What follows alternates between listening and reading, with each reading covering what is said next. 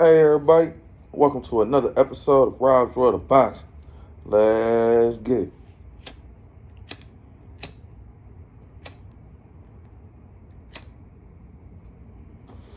Fuck. Oh hell no. Alright. Let's get in this video. I want to talk about the fights that happened over the weekend. November 12th, 2022. First fight card I want to get into was an ESPN Plus card. It was in Las Vegas. It was a top rank card. Top rank is Bob Arum. All those guys, man. It's for the WBO middleweight championship belt of the world. The main card was Janibek, Alimkhanuly, and Denzel Bentley. It came on at 4:30 p.m. Eastern time. 4:30 p.m. Eastern time. Hopefully you tuned in. All right, the first fight I want to talk about was a 6-round contest at heavyweight. Heavyweight is the big boys between Antonio Morales and Eric Perry. Antonio Morales was 5-0, 5 KOs. Eric Perry was 5-0 as well. One draw, 5 KOs. All right, it was pretty easy work for Antonio Morales. It was a first round KO win for Morales. Perry looked like he wanted to check. Like he came in to get that bag, man, and leave. Well, probably not a bag. He probably got like $6,000 for the fight. You know, he probably like, I'm not finna get KO'd for 6 bands. So yeah, man, he basically, man, got punched and did a flop, man. Like he was taking a charge out there. And gave Antonio Morales the first round KO win. All right. I feel like Antonio Morales, he's a good heavyweight prospect. What is he? 6-0, 6 KOs at this point. So his future pretty bright. Yeah. Looking to see more from Antonio Morales. All right, next card I want to talk about was an 8-round contest at lightweight. Lightweight is 135 pounds. If you didn't know, it was Carlos Balderas versus Esteban Sanchez. Carlos Balderas was 13-1 with 11 KOs. Esteban Sanchez was 18-2 with 8 KOs. Esteban Sanchez's last fight actually was against Keyshawn Davis. Keyshawn KO'd Esteban in the 6th round. So we trying to see if Carlos Balderas can do the same thing or in better fashion. And early on, man, it was looking like Balderas was gonna, get him out of there before Keyshawn. Balderas dropped Sanchez with a left hook in the first round. Actually, a check left hook in the first round. I thought he was going to stop him, man. I thought he was going to, stop him and get the stoppage in the first round and put his name on the map, but he didn't. He kind of played his cards right, man. He didn't want to rush into it because, a hurt snake is a deadly snake, so he didn't want to get bit, But he ended up getting an 8th round KO win on Sanchez. Ref stepped in and stopped the fight after a slew of punches from Carlos Balderas, giving Carlos Balderas the 8th round TKO win versus Esteban Sanchez, continuing his winning ways. All right, I really like Carlos Balderas, man. He's from out here, Santa Maria, California, Central California. I feel like he's a really good boxer. He's very skilled. He just took that one L, man, and he's been bouncing back since that L. He changed trainers with Buddy McGirt now. That's probably all he was missing, adequate training. And he has that now, and he's been winning, man. So I got a lot of faith in Carlos Balderas, man, at the lightweight division, but there's some dogs at the lightweight division, so we shall see. All right. Next fight I want to talk about was a 4-round contest at lightweight. Lightweight is 135 pounds, as I just stated. It was between Charlie Sheehy and Marcus Bowes. Charlie Sheehy was 4-0, 3 KOs. Marcus Bowes was 2-0, 2 KOs. All right, Charlie Sheehy is from up here with me. He's from Brisbane, California.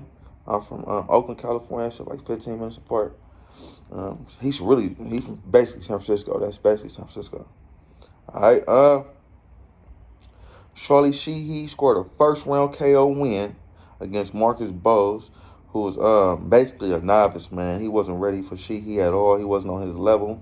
Sheehy is an Olympic alternate, you know, with wins over the likes of Ryan Garcia and shit, man. He got some wins over some big names. I forget the other people, but it's some big names. And yeah, man, it's levels to this shit. And Marcus Bowles was not on the same level with Charlie Sheehy, man. I like Charlie. He's okay. I honestly need to see more of him. I want to see, because the last few fights I've seen of his, he wasn't as efficient as he was over the weekend. I really like what I saw over the weekend, but I want to see more of that. So yeah, I need to see more from Charlie Sheehy, but I really like him. You know, but as I said, 135 is a crowded division, so I got to more than like you. Yeah, good job, Charlie Sheehy. All right. Next fight I want to talk about was a 6-round contest of featherweight. Featherweight is 126 pounds. If you didn't know, it was between Floyd Cashflow Diaz and Joe Cortez. Floyd Cashflow Diaz was 7-0, 2 KOs. Joe Cortez was 9-6, 1 draw, 1 KO. All right, Cashflow Diaz KO'd his opponent in the 4th round. Yeah, man. Really wasn't too much. He KO'd his ass in the 4th round, and that was all that was. But something that did crack me up in the fight, Cashflow came out with some trunks that said he want Noy anyway, and I want Stephen Forden now. I was thinking like, boy, you don't want them boys, but they go put a beating on you. You be the just keep taking it easy, keep taking it slow, cause you know, trunks are cute, they cute, but you don't really want no smoke, you know. But nonetheless, man, Floyd Diaz, he is a nice young prospect, man, but push him along slowly, man. He ain't ready for the big dogs. He still got a lot of work to do. Nonetheless, good job, Floyd Diaz. All right. Next fight I want to talk about was a 6-round contest, 160 pounds. 160 pounds is middleweight. If you didn't know, it was between Marco Delgado and Javier Martinez. Marco Delgado was 7-4, 5 KOs. Javier Martinez was 7-0, 2 KOs. Javier Martinez is also trained by Roberto Garcia, Hall of Fame boxing trainer when it's all said and done. He's a southpaw. Martinez being a big southpaw being too, because that nigga, he was looking big as hell in the ring. I feel like he's going to be super middleweight when it's all said and done. Maybe even light heavy. But yeah, we shall see. All right. I feel like Martinez's opponent was overmatched from the start. Delgado had to cut a couple of his dreads because they were hanging in the middle of the fight. But I'd never seen that before. I know he was hella bad. He 2 dreads hanging like bangs and shit, like a woman in there. I don't know what he was doing. Yeah, I ain't seen nobody in no boxing ring getting no boxing ring with no bangs. Boy, you the first one to decide to do that. Now look at you. He had to cut his dread, both of them. Then at the end of the fight, another dread started hanging. I guess the ref was like, just fuck it, man. He already losing. We ain't finna have this nigga cut his whole hair in the fight. But yeah, man, nonetheless, it was a unanimous decision win for Martinez. One judge having a 60-54, the other 2 judges having a 59-55. All for your winner, Javier Martinez. And as I stated, man, Javier Martinez, I like him a lot. Let me stop. I don't like him a lot. He's trained by the best, but I feel like he got a lot of work to do, man. I know Roberto and Peter is not going to steer him wrong, and they're going to, you know, work on him as best as they can. But, you know, they only could do so much, man. When it all comes down to it, it's about the guys in the ring. And you either have it or you don't. And I don't feel like Martinez has it, to be honest. I really don't. So, yeah, I don't really like him at all. Yeah, I don't like him at all. As a fighter. I don't know him as a person. But shit, as a fighter, I don't like that nigga. But yo, nonetheless, good job getting that win, Javier Martinez. All right, next fight I want to talk about was a 4-round contest at lightweight. Lightweight is 135 pounds, as I stated a couple times in this video. All right, it was between Emiliano Vargas and Julio Cesar Martinez. Emiliano Vargas was 1-0, 1 KO, 18 years of age. And Julio Cesar Martinez, I think he was 19. I didn't get his record, though. Emilio Vargas is trained by his pops, Fernando Vargas, Hall of Fame boxer, man. All right, keep it in the family. It's a family affair. All right, a nasty left hook put Martinez to bed in front of all those people, man. It was beautiful. Jesus, you should have seen it. Beautiful. He turned it over, man. 2 thumbs down, mean man down. Well, thumb down, mean man down. And that's what it was, man. He came with that punch, turned it over, thumb down, man was down. Second round KO win for Emilio Vargas, man. Looking sharp, looking vicious, looking powerful, man. He can work on his defense. He took some to give some, but maybe that was his plan. That was his dad's style. Take some to give some. But yeah, I know his dad don't want him taking punches like that. So in my opinion, I feel like work on your defense. But other than that, man, brilliant showing. Good job, Emilio Vargas. All right. Also, Emiliano, he got a couple brothers too that box. I haven't seen his brothers, so I'm looking forward to seeing them as well. I think they're trained by Fernando too. So yeah, man, I'm looking forward to seeing that. But good job, Emilio Vargas. All right. Next fight I want to talk about was an 8-round contest at lightweight. Lightweight is 135 pounds. If you didn't know, it was between Raymond Mortala and Miguel Contreras. Raymond Mortala was 15-0, 12 KOs. Miguel Contreras was 12-1, 1 draw, 6 KOs. All right, Raymond Mortala trained by Roberto Garcia as well, man. All right, it was a 6-round TKO win for Raymond Mortala. No lie, he beat the hell out of Miguel Contreras. Had that boy on swollen there. His face was swollen. His eyes, his everywhere on his face swollen, man. He was busted up, nose bleed, mouth bleeding. And they say, I actually went to the Jose Ramirez fight card in Fresno this year, and I think it was in May or something like that. And Miguel Contreras was on the undercard, and I was sitting with his family. They was telling me like he's a youth pastor. And I know that, man, they was probably at that fight crying, or the kids who was watching, who was his youth, who he's pastoring. They was probably watching the fight in tears, man. I don't know why the hell Raymond Mortala beat the hell out of a youth pastor like that. I mean, that was uncalled for, my guy. But he beat the hell out of him. And yeah, man, continued his winning ways, advancing his record to 16-0, 13 KOs, looking sharp in there, looking deadly. Yeah, man, I can see why he's on Tim Bradley's top 5 now. Freaking, yeah, man, he looks good. I feel like Raymond Mortala, he's another player at 135 pounds, which is a very deep division, man. So, woo, there's some dogs at 135 pounds, boy. If I was a boxer, I would gain some weight if I'm at 135 pounds or lose some, because I don't want to be at that shit. That's crazy. But yeah, man, good job, Raymond Mortala. All right, let's get into the next fight I want to talk about. It was a 10-round contest at strawweight. Strawweight is 105 pounds, if you didn't know. It was between Senicia Estrada and Jasmine Gala Villarino. Senicia Estrada was 22-0, 9 KOs from East LA. Jasmine Gala Villarino was 6-1, 2 draws, 1 KO from Argentina. All right, Senicia Estrada, she was coming off a lengthy layoff. She was in contract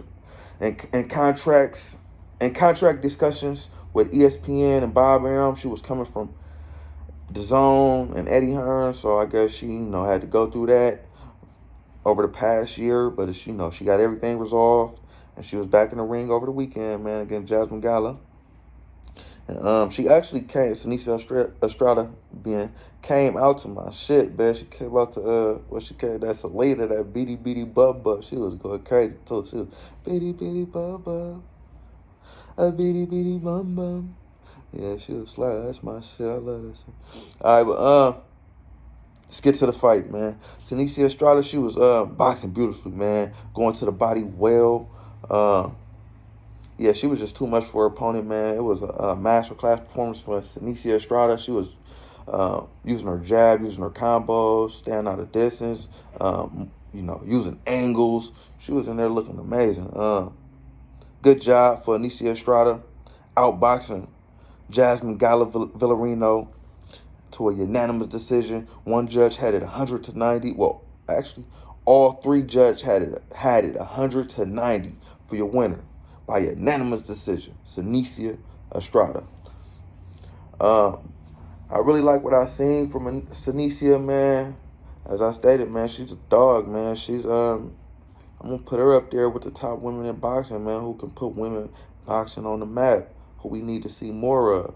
Her, of course, the GWOAT, Clarissa Shields, Michaela Mara, Alicia Bumgardner, with all those women, Katie Taylor, freaking Amanda Serrano, put her up there with all those women.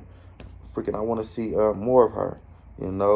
Jessica McCaskill before she lost, but now Chantel Cameron, and maybe Jessica McCaskill, and put women boxing in the forefront, so they can get their money as well, man. But nonetheless, man, it was a good job for Senicia Estrada.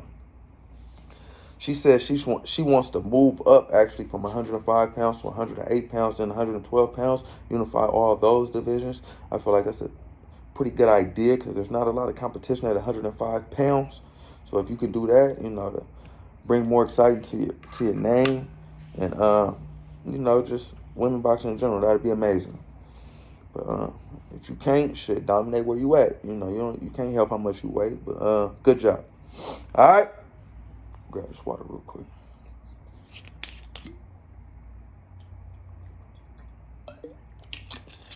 Man, I'm at a hotel. This water costs $5. That shit crazy. I don't know what it is. It's Soul or some shit. It ain't no motherfucking Voss water or nothing. $5 for some water is crazy. All right, but let's get into the main event. It was a 12-round contest at 160 pounds. 160 pounds is middleweight. If you didn't know, it was between Janibek Alimkhanuly and Denzel Bentley. Janibek Alimkhanuly was 12-0, 8 KOs, 29 years of age, and Denzel Bentley was 7-1, 1 draw, 14 KOs. Janibek Alimkhanuly he is the WBO champion. All right, to be honest, man, this fight was very underwhelming. I wasn't impressed with Janibek at all. I thought he was gonna make easy work of Denzel Bentley. I had never heard of Denzel Bentley, but that was not the case, man. Denzel Bentley put up a good fight. He is a good fighter. He was counter punching Janibek Alimkhanuly very well, man. It was basically a slugfest in there, man. Wasn't interested in. I wasn't impressed with Janibek at all. Like I said, it put me to sleep, honestly. But yeah, man, it was a unanimous decision win for Janibek. One judge had it 160. Well, two judges had it 116 to 112, and the final judge had it 118 to 110 for your winner, Janibek Alimkhanuly. I like him, man. I like him.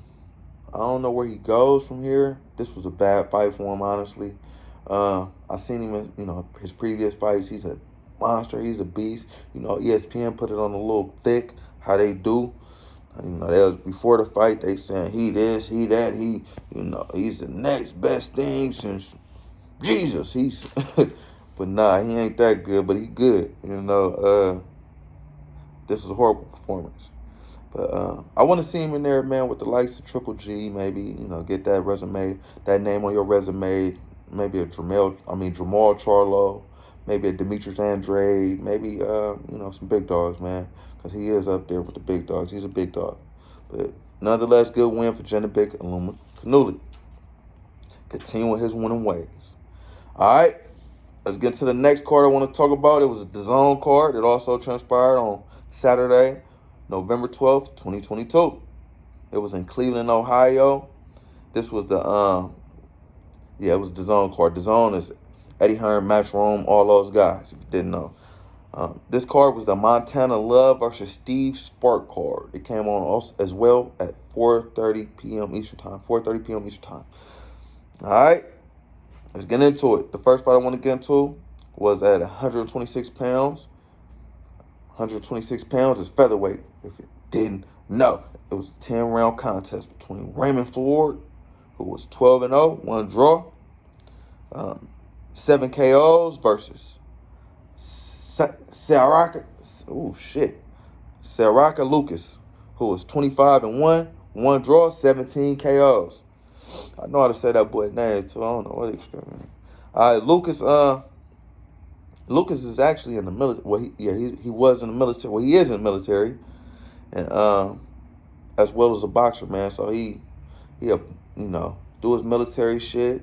When he done doing that, he'll go train, do his boxing shit. So basically, he working out all day. So he's a hell of a man.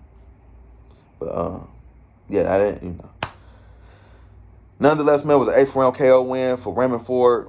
A spectacular right hook knocked Lucas to the floor, man, and kept him there, man, giving Raymond Ford an 8th round KO win and continue with his winning ways. I like Raymond Ford in there, man. I feel like he shouldn't be fighting 10-round contests yet. But, the zone do that to you. They'll throw you in 10 rounds if you ain't ready, 12 rounds if you ain't ready. Shit, get that bread. But maybe we'll pay, maybe it'll pay off later from just him getting that experience in there. He done been 10 rounds before. Well, I don't know if he's been 10 rounds before because he done knocked him out in 8 rounds. But I'm pretty sure he will go 10 rounds. He's fighting him. And when other fighters, his age hasn't done the same thing, man. So I don't like it, but I respect it. So, and I respect Raymond Ford, man. It's a lot of dogs at featherweight. So we shall see, man. We shall see. But I want to see him in there with some big dogs eventually. Good job, Raymond Ford. All right, next fight I want to talk about was a 10-round contest at junior welterweight. It's 140 pounds. If you did know, it was between Richardson Hitchens and Yomar Alamo. Richardson Hitchens was 14-0, 6 KOs. Yomar Alamo was 20-1, 1 draw, 12 KOs. All right, Richardson Hitchens, he's from Brooklyn, New York. He's a 2016 Olympian, and he was making his Matchroom debut. His debut with DAZN. I feel like that's a good partnership, man. DAZN, they are a good promotional company. Even if you're a mediocre fighter, they'll push your ass along like you're the best fighter in the world, man, and marketed you as such, and get you that bag. They will. But yeah, man. All right, let's get into it. It was an 8th round TKO win for Richardson Hitchens. Well, yeah, ain't really much to get into. He put him down. It was over, man. It was a boring fight, man. I ain't gonna lie to you. Richardson, it was a lot of jockeying for positioning, man. A lot of posturing in there. Richardson, he stands up straight too much, in my opinion. He's too upright in there. He needs to bend his knees. He needs to come down. He needs to stay on his toes a little more. He has some things to work on, but yeah, like I stated, it was an 8th round TKO win for Richardson Hitchens, continuing his winning way. So he's 15-0, 7 KOs now. They was booing Richardson Hitchens every time, the whole fight basically, because before the fight he was having words with Montana Love, who was the main event in this fight at 140 pounds. I feel like they were building that fight up against him in Montana. And, yeah, it got kind of personal, man. Montana basically was saying, like, some shit Richardson was saying was getting under his skin. And, man, what he say? He said, man, this can get outside the ring. I ain't finna keep, what he said, man, it could go beyond boxing. I ain't finna play with him, basically, in so many words. So, yeah, man, Richardson, it was a pretty heated back and forth, man. But, yeah, as I stated, man, the crowd was booing him throughout the fight because this was Montana Love's hometown fight. So it was booing him throughout the fight, but it didn't matter, man. Richardson Hitchens got the win. Good job, Richardson Hitchens. All right, let's get to the main event. It was a 12-round contest of junior welterweight. Junior welterweight is 140 pounds, as I just stated. It was between Montana Love and Steve Spark. Montana Love was 18-0, 1 draw, 9 KOs. Steve Spark was 15-2, 14 KOs. So we know Spark had the power to spark some shit with them 14 KOs. All right, Montana Love from Cleveland, Ohio. Steve Spark from Australia. All right, in the second round, Spark actually dropped Love with a nice right hand.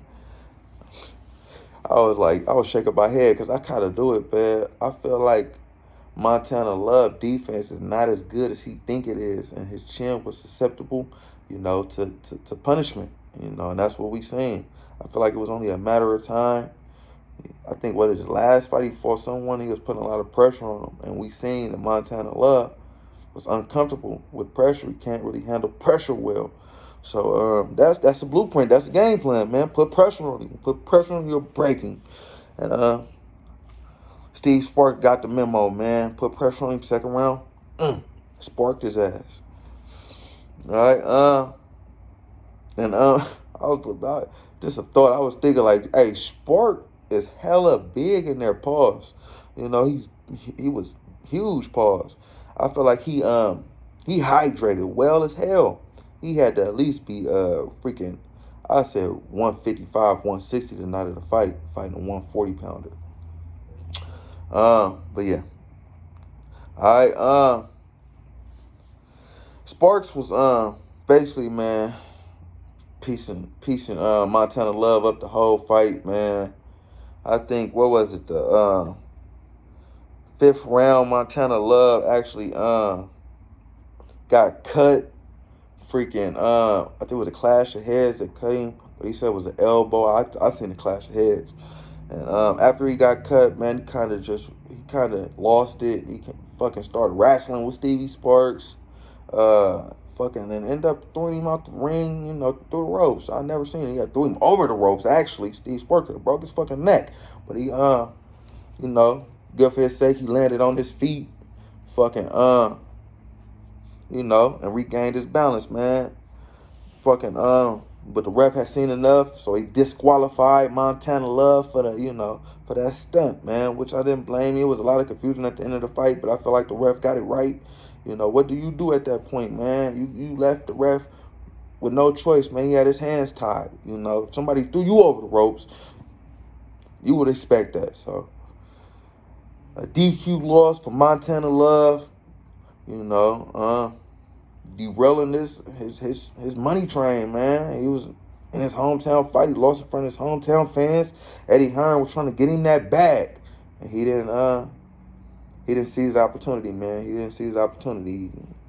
He fumbled that bitch. But good job for Steve Spark, man. I feel like Montana Love, he knew what it was. He knew he was going to lose that fight. He got dropped in the second round. The cut was pretty bad.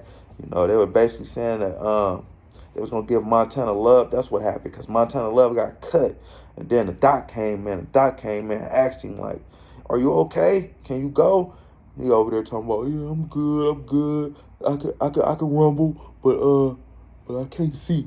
Man, come on, bro. Everybody in boxing, you tell the doctor you can't see, fight stopped, it's over. They not gonna put you out there and you can't see.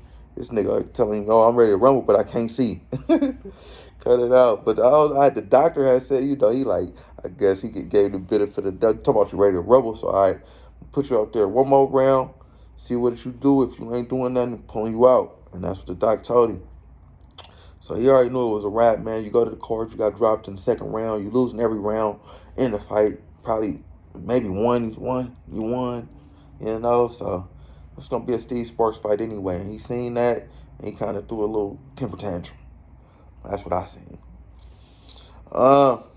Yeah, man. So 6th round win for your winner, Steve Sparks, man. Advancing his record to 16-2, 15 KOs. Good job, Steve Spark. Horrible job, Montana Love. Horrible job, Montana Love. You lost all on the bag. All right. Yeah, man. That was basically the weekend of boxing. That was basically it. On Sunday they had Floyd. Floyd, he was in action. Floyd, he's a legend. I'm gonna put some respect on his name. He's fucking Floyd Mayweather, but I don't really follow those exhibition fights. I call those play fights, fake fights. That's like me play fight with my little brother or something. I ain't even gonna speak on it, but I heard Floyd got that win. Good job, Floyd, and good job. Keep getting that bag, man. You earn that much, man. You know, shit. That's what the world about, man. Getting money. If you can find an avenue to get some motherfucking money, get that money, man. I ain't gonna knock you for it. Him, Jake Paul, none of them niggas. Good job, Floyd. All right, next week, let's get into next week fights. The fights. It's a pretty slow week of boxing, honestly. November 19th, Mexico. You got Janibek versus another bum. I ain't gonna call him a bum, but I don't know this guy. He must be, over there, fighting in Mexico, all his fights. I don't know Gonzalo Correa. He's 21-5, 8 KOs, 25 years of age. I don't know him. Janibek, Ben, who's the main attraction. He's 40-0 with 32 KOs, 26 years of age. Come on, man, you 40-0. You can't keep fighting. You can't. Once you're already at this level, you can't go down. It's their fault they push you along so quickly. Now you 40-0 fighting guys who 21-5. We don't want to see that, bro. Well, I'm gonna watch it because I fuck with boxing, but I'm not gonna advise nobody else watch it. Honestly, come on, man. Come on, bro. We're gonna get an easy win, first round KO win against Gonzalo Correa. That's my prediction. All right, man. Also, Saturday, November 19th, you got a fight in the UK. I don't know who the guys on the main card is. I have no idea. That's a DAZN card, though. And Anthony Yard is also on the undercard. Anthony Yard, he's a light heavyweight. Light heavyweight is 175 pounds. He's 22-2 with 21 KOs. 31 years of age, orthodox style fighter. He stands at 6 foot even. He's from the UK. I fuck with Anthony Yard, man. He only lost to Sergey Kovalev in 2019. It was 11th round TKO loss though, and a good fight, man. It was a good fight. He was holding his own. But his other loss did come in 2020 versus a guy, Lyndon Arthur. I don't really know who Lyndon Arthur is. He's 17-0 though, so he's not a slouch. But he did lose to Lyndon Arthur, man, in a split decision, and then came back and KO'd Arthur in the 4th round in 2021, man. And I'm gonna kind of excuse that loss because I feel, if I'm not mistaken, I think he lost his father, and right before that fight with Arthur, the first fight, to COVID. So come on, man, you lost your dad. His dad was, in his camp. His dad looked like he was his everything, man. So I don't think if you lose a man like that, with that much of a significance in your life, your head would be in the fight, man. So I'm gonna give him the benefit of the doubt in that retrospect, and say his head wasn't in the fight, man. But I really like Anthony Yard a lot. So yeah, man, I had no idea. Well, I have no idea why they're gonna have him on the undercard. But yeah, man, let's get into his opponent, Stefani Koikov. He's 14-1, 12 KOs, 30 years of age, 5'9.5" from Bulgaria. His only loss was by KO to a guy who was 1-3 though, so that's kind of like suspect. Like, who the fuck you been fighting if you lose to a guy who 1-3 by KO? Yeah. I feel like Anthony Yard should make easy work of cuz, and reestablish his footing at the light heavyweight division, and get off this undercard of these guys who I don't even know. But yeah, let's talk about the guys I don't even know. The first guy, he's actually the main event. It's a 12-round contest at junior featherweight. Junior featherweight is 122 pounds. His name Liam Davies. He's 12-0, 5 KOs, 26 years of age, orthodox style fighter. He's from the UK. And as I stated, I've never heard of him. But he's the main event. All right, and his opponent, Anut Baluda.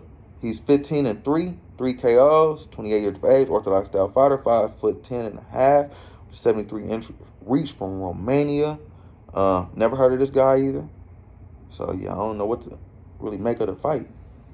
I feel like maybe the guy who they got on the main event, Liam Davies, will get the win because they're trying to push him along. So yeah, let's move on. All right. Next fight they got on the undercard with Anthony Yard on the Davies undercard. It's a 10-round contest at junior welterweight. Junior welterweight is 140 pounds. If you didn't know, it's between Ethan James. That's the guy. He's 9-0, No KOs. Ooh, ooh. Boy ain't got no power. We need knockouts. You know we like them. That boy 22. He's 5'11". From the UK. His last opponent was 877 and 6. Jesus Christ. Woo. Tomato can cab driver, to say the least. Yeah, man, let's get into his opponent. Connor Parker. Connor Parker is 14-1. 1 KO, 27 years of age, a southpaw, 5'9", from the UK as well. Never heard of this guy. But I know this guy, Ethan James, got no KOs, and Parker got 1 KO. So I know nobody is going to sleep. They fight with pillow fists out there. So, yeah, be looking for a unanimous decision, a split decision, a majority decision, but a decision. Nobody's getting knocked out. I say, I don't know. Shit, I never seen him. But he's 9-0. He's the guy who they pushing. So maybe a split decision or a decision for Ethan James. All right. Yeah, man. As I said, it's gonna be a pretty underwhelming weekend of boxing, November 19th. Yeah, man. So I hope you tuned in to this weekend, 'cause that was a big weekend. As I stated, Top Rank be having the best cards, and this was no exception. It was a good ass card. Freaking Montana Love, that card was pretty decent. I liked the Richardson card. I liked his fight where he then went through the ropes. Yeah, man, it was a pretty good weekend of boxing. So hopefully you tuned in. But yo, like, comment, subscribe, all that shit, people. Rob's World of Boxing. Yeah.